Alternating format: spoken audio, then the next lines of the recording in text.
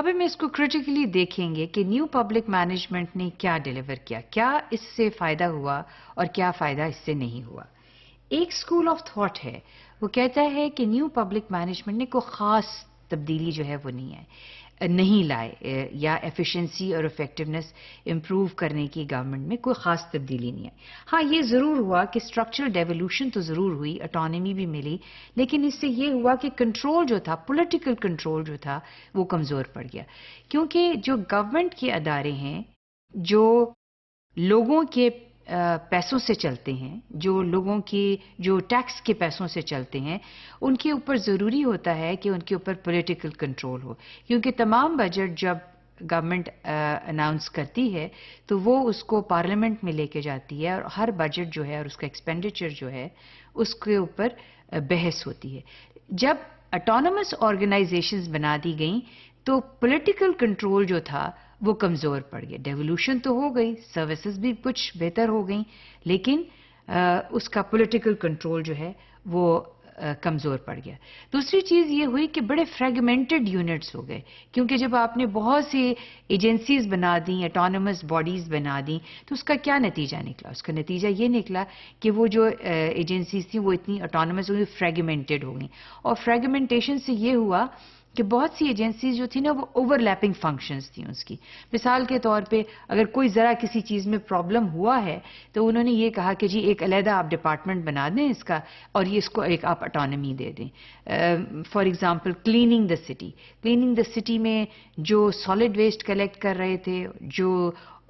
Hospital waste collect کر رہے تھے، وہ ڈفرنٹ کمپنیز جو ہیں وہ ڈفرنٹ قسم کا ویسٹ جو ہیں وہ کلیکٹ کرنا شروع تو اس سے یہ ہوا کہ بہت سی ایک کام ایک ہی طرح کا ہے لیکن فریگمنٹیشن جو ہے وہ بہت زیادہ ہو گئی، اور اس سے جو ہے آف کورس the sufferer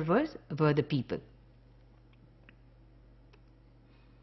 تیسرا اس میں جو ایلیمنٹ تھا کہ کوئی ثبوت نہیں ہے، ابھی تک ریسرچ نے یہ ثابت نہیں کیا کہیں پہ کہ 100% ایفیشنسی جو ہے وہ بہتر ہوئی ہو اور ادارے جو ہیں وہ بالکل پرفیکٹ ہو گئے ہیں۔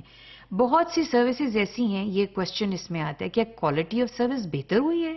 کیا نیو پبلک مینجمنٹ نے کوالٹی آف سروس جو ہے وہ بہتر کر دی ہے، یا ویسے ہی ہے جیسے پہلے تھی اور اس سے کوئی فرق نہیں پڑا؟ ہاں، کیا یہ ہوا ہے کہ کچھ لوگوں کو بزنس مل گیا ہے اور ان کے لیے ایک بزنس ایکٹیویٹی ہوگی؟ یہ ایک سوال ہیں جن پہ کوئی یہ پتہ چلتا ہے کہ کوئی خاطر خواہ جو ہے کوالٹی سروس کی کوالٹی میں کوئی خاص فرق نہیں پڑا۔ اور ایک جو اس کے اوپر کرٹیک یہ ہے کہ آپ نے سٹیزنز کو، کیونکہ کچھ سٹیزنز کی حیثیت سے آپ کے کچھ رائٹس ہوتے ہیں اور یہ حکومت کی ذمہ داری ہوتی ہے کہ وہ سروسز پرووائڈ کرنا حکومت کا کام ہے، لیکن جب آپ ان کو کلائنٹ اور کسٹمر تصور کرتے ہیں یا ان کو ایسے سمجھنے لگتے ہیں تو آپ ان کو ایسے سمجھتے ہیں کہ یہ ہم ان کو وہی چیز پرووائڈ کریں گے جس میں ان کے پاس پے کرنے کی کیپیسٹی ہے۔ اگر یہ کسی سروس کے لیے پے نہیں کر سکتے ہیں، اس کی پرائس پے نہیں کر سکتے ہیں تو ان کو وہ سروس نہیں ملے گی، لیکن ایز اے سٹیزن آپ کے کچھ رائٹس ہوتے ہیں۔ سو جو نیو پبلک مینجمنٹ ہے، سٹیزنز کو کسٹمر اور کلائنٹ تصور کر کے ان سے بہت سے رائٹس جو تھے، یہ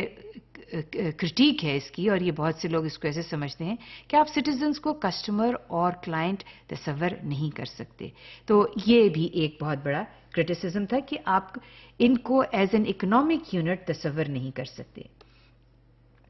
ایک اور کرٹیک یہ تھی کہ یہ جو نیو پبلک مینجمنٹ کا کانسیپٹ ہے یہ بزنس مینجمنٹ کی ایک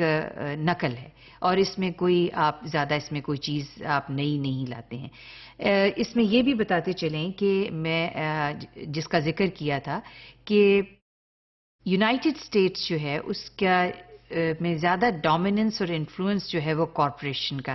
کارپوریشنز کا ہے، یعنی بزنس انفلوئنس زیادہ ہے، اور اسی بزنس انفلوئنس نے پبلک سیکٹر کو بھی افیکٹ کیا۔ یہاں پہ اگر ہم دیکھیں تو یورپ میں اس طرح کی جو ہے وہ تبدیلی نہیں ہے جس طرح کی امریکہ میں ہے. ابھی بھی وہاں پہ سٹیزنز کو جو ہے وہ بہت سے رائٹس جو ہیں ان کے پاس موجود ہیں، اور اتنا زیادہ کوپریٹائز نہیں ہوا ہے یورپ جتنا کہ یونائٹڈ اسٹیٹس سے. سو یہ تمام کانسیپٹ جو ہیں یہ بزنس مینجمنٹ کے ہیں اور پبلک چوائس تھیوری کے ہیں.